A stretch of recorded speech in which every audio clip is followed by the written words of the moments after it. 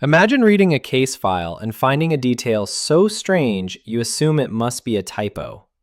A suspect hiding in plain sight for decades.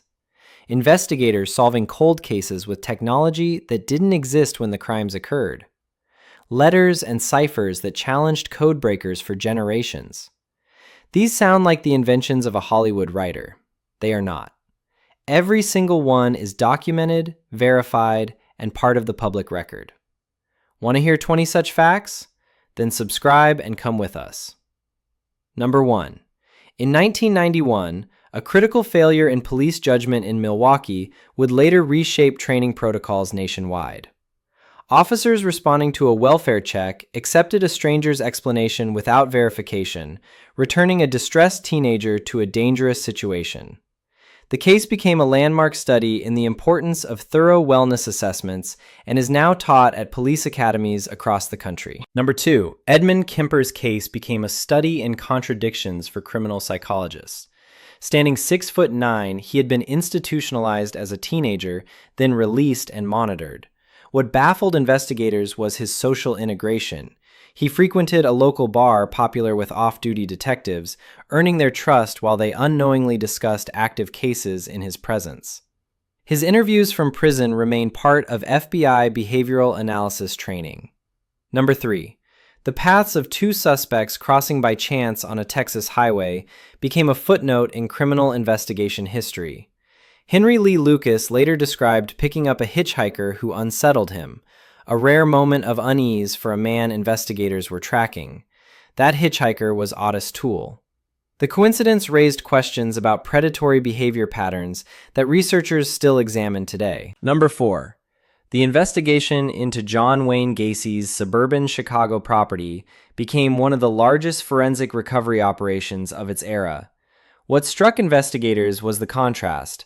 A man known for community involvement and charity work, whose property revealed evidence of dozens of crimes. The case transformed how investigators approach suspects with strong community ties. Number 5. Dennis Rader, the BTK case subject, evaded investigators for over 30 years while working as a municipal compliance officer. His capture in 2005 came through digital forensics. Metadata on a floppy disk he sent to police traced back to a computer at his church. The case became a turning point in teaching suspects overconfidence in technology as an investigative advantage. Number 6. Court transcripts from Carl Panzram's 1930 trial preserve statements so stark they appeared in criminology textbooks for decades. His case became an early reference point for studying individuals who show no capacity for remorse, influencing how psychologists categorize criminal behavior. Number 7. Gary Ridgway's case in Washington state demonstrated the limitations of 1980s investigative technology. Questioned and released multiple times, he even passed a polygraph examination in 1984. His eventual identification through DNA evidence 17 years later became a cornerstone argument for maintaining cold case evidence indefinitely. Number 8. The phenomenon of criminals receiving sympathetic correspondence became a subject of psychological study after high-profile cases in the 1980s and 1990s.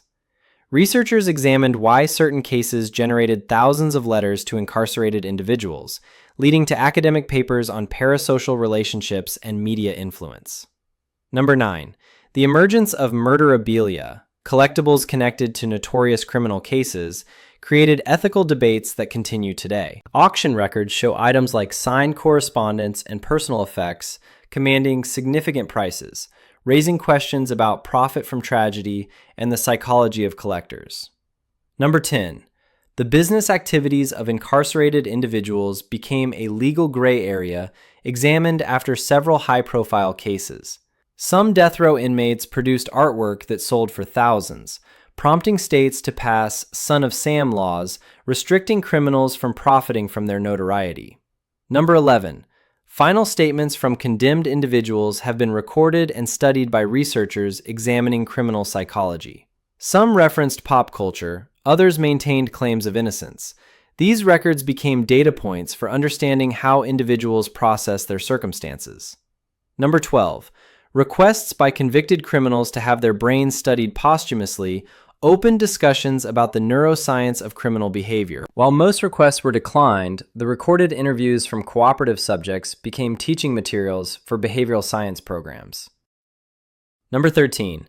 The Golden State Killer case remained unsolved for over 30 years until a breakthrough in 2018.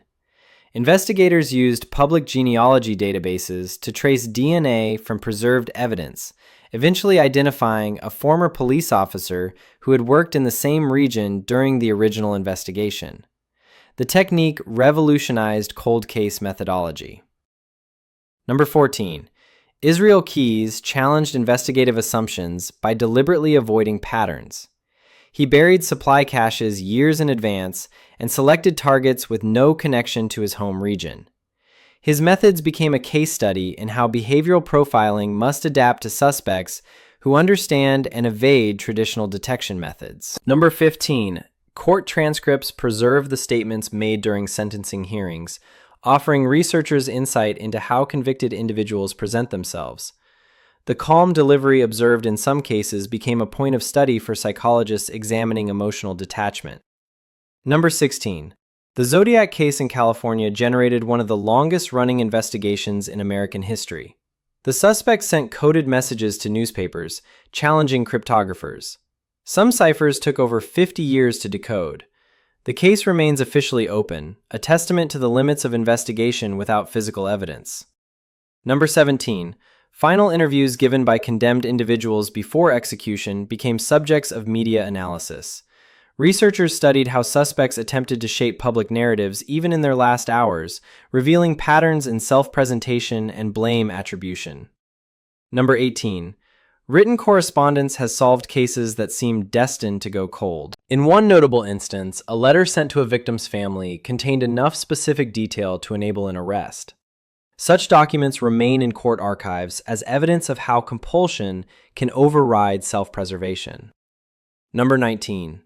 The H.H. Holmes case from 1890 Chicago became America's first major serial investigation to capture national attention.